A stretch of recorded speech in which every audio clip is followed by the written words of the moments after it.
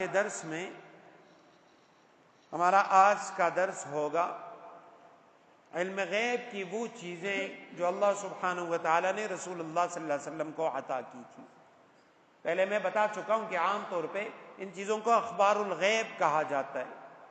غیب کا علم صرف اللہ کی ذات کے پاس ہے، عالم الغیب اللہ کی ذات ہیں، لیکن اللہ بعض اوقات کچھ غیب کی خبریں، غیب کی باتیں وہ اپنے حبیب صلی اللہ علیہ وسلم کو بتا دیتے ہیں۔ اس حوالے سے نبی علیہ السلام کے فرامین کیا ہیں اور آپ علیہ السلام نے کیا فرمایا۔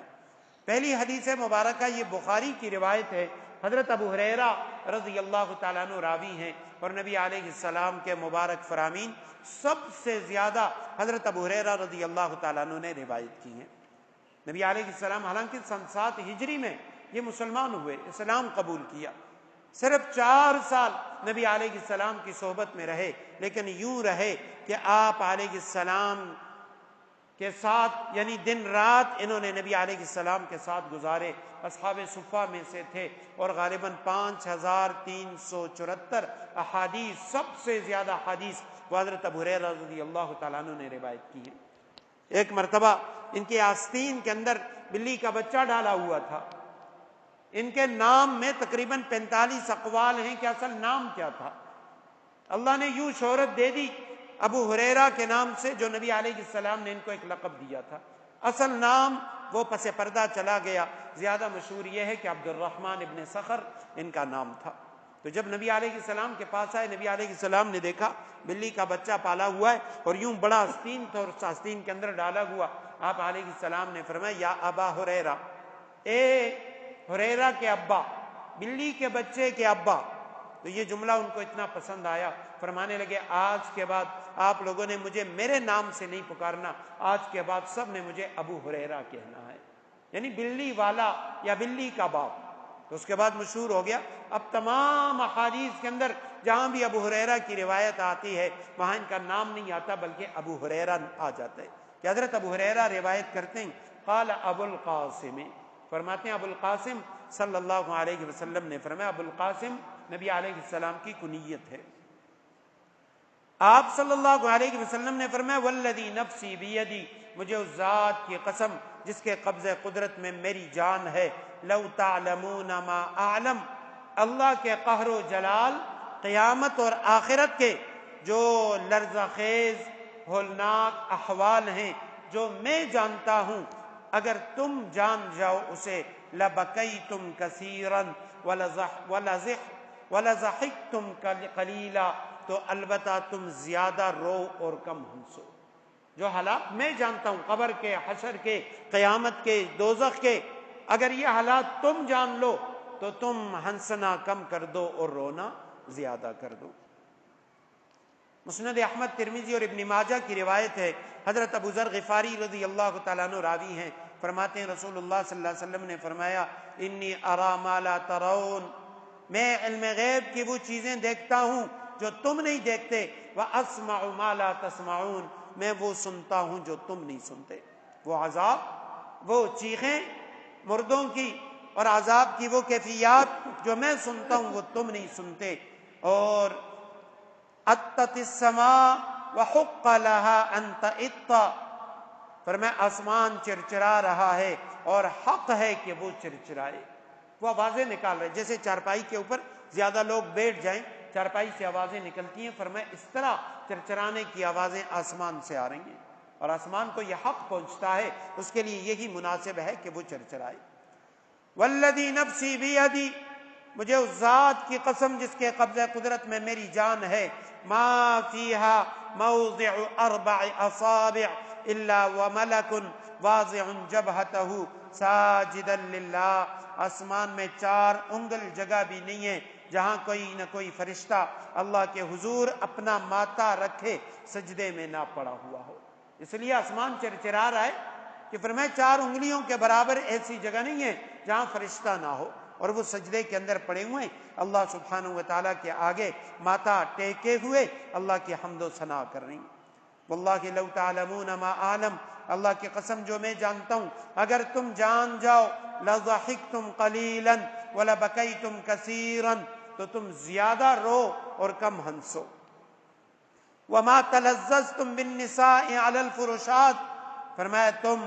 بستروں پر بیویوں سے بھی لطف اندوز نہ ہو سکتے، ولا خرجتم الی الصعودات، اور تم باہر چٹیل میدانوں کی طرف نکل جاتے، تجارون الی اللہ، اور تم اللہ کے سامنے آہو بکا کرتے، نالہ و فریاد کرتے، آہو زاری کرتے۔ قال ابو ذر، حضرت ابو ذر فرماتے ہیں، جو راوی حدیث ہیں وہ کہتے ہیں یا لیتنی، ہائے کاش، کنت شجرتن، میں ایک درخت ہوتا، اور تعضد، جسے کاٹ دیا جاتا۔ فرماتے ہیں میں انسان نہ ہوتا، جیسے رسول اللہ صلی اللہ علیہ وسلم نے فرمایا کہ بھئی اللہ کے غضب اور اللہ کے غصے کی وہ جو آوازیں اور جو چیزیں میں جانتا ہوں، اگر تم جان جاتے تو تم دنیا کے اندر کبھی نہ ہنستے، ہمیشہ روتے، اور تم جو نرم بستروں پر اپنی بیویوں کے ساتھ پڑے رہتے ہو، فرمایا تم اپنی بیویوں سے الگ ہو جاتے، نرم بستروں کو استعمال نہ کرتے، جنگل و بیابان کی طرف نکل کے تم نالہ و بکا کرتے، آہوزاری کرتے، اللہ کے سامنے روتے دوتے۔ تو حضرت ابو ذر رضی اللہ تعالیٰ عنہ اس حدیث کو سن کے فرمایا کرتے تھے ہائے کاش میں انسان نہ ہوتا، میں کوئی درخت ہوتا جسے کاٹ دیا جاتا، ٹکڑے ٹکڑے کر دیا جاتا اور جلا دیا جاتا۔ حضرت ابو سعید خدری رضی اللہ تعالیٰ عنہ کی روایت ہے، فرماتے ہیں خرج النبی صلی اللہ علیہ وسلم علیہ صلاۃ، نبی علیہ السلام مسجد میں آئے نماز کے لیے، فرأى الناس كأنهم يكتشرون قال اما انکم لو اکثرتم ذکر هذه اللذات، نبی علیہ السلام نے وہاں مسجد میں لوگوں کو دیکھا، وہ کھلکھلا کر ہنس رہے تھے، آپس میں کچھ بات پہ صحابہ ہنس رہے تھے، اور یہ غفلت کی حالت ہے۔ رسول اللہ صلی اللہ علیہ وسلم نے ان کی اس حالت کی اصلاح کے لیے ارشاد فرمایا میں تمہیں بتاتا ہوں، اگر تم لوگ لذتوں کو توڑ دینے والی موت کو زیادہ یاد کرو تو وہ تمہیں اس غفلت میں مبتلا نہ ہونے دے، لہذا موت کو زیادہ زیادہ یاد کرو، موت کو اکثر یاد کرو۔ فَإِنَّهُ لَمْ يَأْتِ عَلَى الْقَبْرِ يَوْمٌ، فرمایا اس لیے کیونکہ حقیقت یہ ہے کہ قبر یعنی زمین کا وہ حصہ جہاں کسی نے دفن ہونا ہے، جہاں پہ کسی نے جانا ہے، وہ حصہ روز آوازیں لگاتی ہے، وہ روز پکارتی ہے، فَيَقُولُ أَنَا بَيْتُ الْغُرْبَةِ، وہ کہتی ہے میں تنہائی کا گھر ہوں، وَأَنَا بَيْتُ الْوَحْدَةِ، اور میں مسافرت کا گھر ہوں، وَأَنَا بَيْتُ التُّرَابِ، اور میں مٹی کا گھر ہوں، وَأَنَا بَيْتُ الدُّودِ، میں کیڑوں کا گھر ہوں۔ یہاں تم آؤ گے تو پھر تمہاری تنہائی وہ تم سے برداشت نہیں ہوگی، اکیلا پن برداشت نہیں ہوگا، یہاں تمہارا گوشت، تمہاری ہڈیاں وہ سب مٹی میں مل جائیں گی، اور یہاں آنے کے بعد تمہارے اس خوبصورت بدن کے اندر کیڑے پڑ جائیں گے۔ وَإِذَا دُفِنَ الْعَبْدُ الْمُؤْمِنُ، فرمایا جب کسی مومن بندے کو دفن کیا جاتا ہے، قبر اسے کہتا ہے مرحبا اہلاً، قبر اسے اہلاً وسہلاً، ویلکم، خوش آمدید کہتی ہے، اور کہتی ہے اما ان کنت لأحب من یمشی علی ظہری الی، تو دنیا میں میرے اوپر چلا کرتا تھا، تمام لوگوں میں سب سے زیادہ تو مجھے پسند تھا، اب تو میرے اندر آ گیا ہے اور تو دیکھ لے گا کہ میں تیرے ساتھ کیسے اچھا سلوک کرتا ہوں۔ فَيَتَّسِعُ لَهُ مَدَّ بَصَرِي، نبی علیہ السلام نے فرمایا وہ تا حد نگاہ قبر اس کے لیے کھل جاتی ہے، اس کے لیے جنت کا دروازہ کھول دیا جاتا ہے۔ اور وَإِذَا دُفِنَ الْعَبْدُ الْفَاجِرُ، جب کسی فاجر کو، کافر کو قبر کے اندر دفن کیا جاتا ہے، قبر اسے کہتی ہے لا مرحبا ولا اہلا، نہ میں تجھے ویلکم کروں گی، نہ تجھے اہلا وسہلا کہوں گی، نہ میں تجھے خوش آمدید کہوں گی، تو نے برا کیا، تو میرے پاس آیا، یقیناً میرے اوپر جتنے لوگ چلتے تھے ان سب میں سب سے زیادہ تو مجھے بدترین لگا کرتا تھا، تو سب سے زیادہ میرے لیے مبغوض تھا،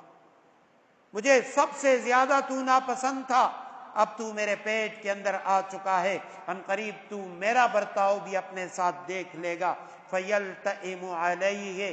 نبی علیہ السلام نے فرمایا وہ قبر اس پہ تنگ ہو جاتی ہے، حَتَّى تَخْتَلِفُ أَضْلَاعُهُ، یہاں تک کہ اس کی پسلیاں وہ ایک دوسرے کے اندر گھس جاتی ہیں۔ اور وقال رسول اللہ بِأَصَابِعِهِ، نبی علیہ السلام نے یوں اپنی انگلیوں کے ساتھ اشارہ کیا، فَأَدْخَلَ بَعْضَهَا فِي جَوْفِ بَعْضٍ، اور انگلیوں کو ایسے ایک دوسرے کے اندر داخل کر کے فرمایا اس کی پسلیاں یوں ایک دوسرے کے اندر گھس جاتی ہیں. اس طریقے سے وہ قبر اسے جکڑ لیتا ہے، اسے دبوچ لیتا ہے. اور وَيُقَيَّضُ لَهُ 70 تنِّينًا، اس کے اوپر 70 اژدہے مسلط کر دیے جاتے ہیں. لو ان واحدا منها نفخ فی الارض، ان 70 اژدہوں میں سے اگر ایک اژدہا وہ دنیا کے اندر پھونک مارے، پھنکار کرے، ما انبتت شیئا ما بقیت الدنیا، فرمایا جب تک دنیا باقی ہے یعنی قیامت کی صبح تک اس سانپ اس اژدہا کے ایک مرتبہ پھونک مارنے کی وجہ سے اس زمین کے اوپر کوئی سبزہ بھی نہیں اگے گا. ایسے زہریلی پھونک ہے اس کی کہ کوئی سبزہ نہیں اگے گا. اور فینحسنہ، نبی علیہ السلام نے فرمایا پھر وہ جو سانپ ہے وہ سانپ اسے کاٹتا ہے اور وَيَخْدِشْنَهُ، اسے نوچتا ہے، حَتَّى يُفْضِي بِهِ إِلَى الْحِسَابِ، یہاں تک کہ قیامت کا دن آ جاتا ہے. قیامت کے دن تک وہ اسے کاٹتا بھی ہے، نوچتا بھی ہے. وقال رسول اللہ، اور رسول اللہ صلی اللہ علیہ وسلم نے فرمایا انما القبر روضۃ من ریاض الجنہ، قبر جنت کے باغوں میں سے ایک باغ ہے. او حفرۃ من حفر النار، یا جہنم کے دوزخ کے گڑھوں میں سے ایک گڑھا ہے.